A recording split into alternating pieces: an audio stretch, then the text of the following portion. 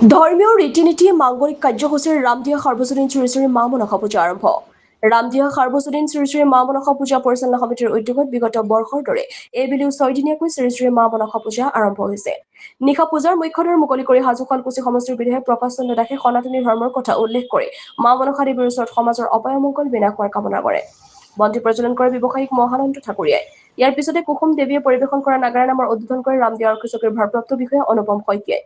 উল্লেখযোগ্য যে পূজাৰ আটাইকেইদিনত পুৱা ঘটলৈ নগৰ ভ্ৰমণ, নৈমিত্তিক পূজা অৰ্চনা, ওজাপালি আইসকলৰ নাম প্ৰসংগৰ নিমন্ত্ৰিত অতিথিৰ আপ্যায়নৰ ব্যৱস্থা কৰিব বুলি উদ্যোক্ত সমিতিয়ে জানিবলৈ দিয়ে। হাজোৰ পৰা কমলাকান্ত দাসৰ ৰিপৰ্ট AIN লাইভ।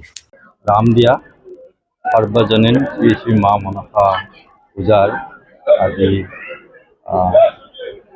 মণ্ডপভাগ দ্বাৰ উন্মোচন কৰি ৰাইজৰ কাৰণে মুকলি কৰা হৈছে আৰু মাৰ শ্ৰীচৰণত সেৱা জনাইছোঁ যাতে মাৰ আশীৰ্বাদত সকলোৰে মংগল হয়, সকলো ভক্তৰ যি মনৰ আশা মায়ে পূৰণ কৰি দিয়ে।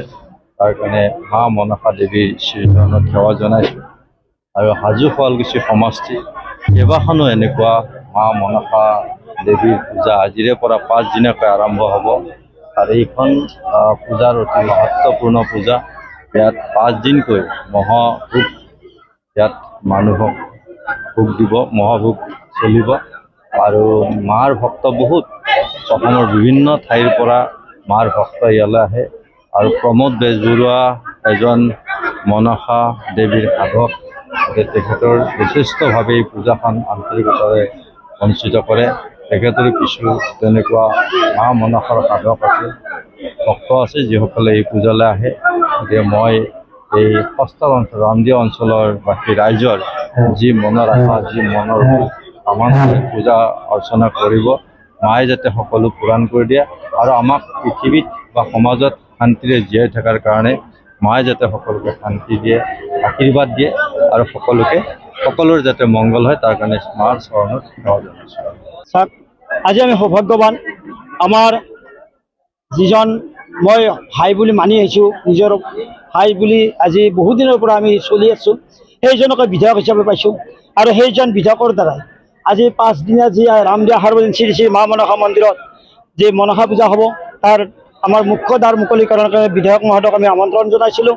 আজি আহি তেখেতে আমাৰ এই শুভ অনুষ্ঠানটো উদ্বোধন কৰিলে, দ্বাৰ মুকলি কৰিলে আৰু আমি সকলো ভক্তবান ৰাইজক এটা কথাই জনাওঁ যে এইখন ৰামদিয়া সাৰ্বজনীন শ্ৰী শ্ৰী মা মনসা পূজা যদিও আমি কোৱা হয় ইয়াত বৰহাটীয়া, শিলগুৰি, বামুণ্ডি, হালগাঁও, ৰামদিয়া বিভিন্ন প্ৰান্তৰ মানুহ কমিটিত আছে, এইখন আঞ্চলিক পূজা কমিটি।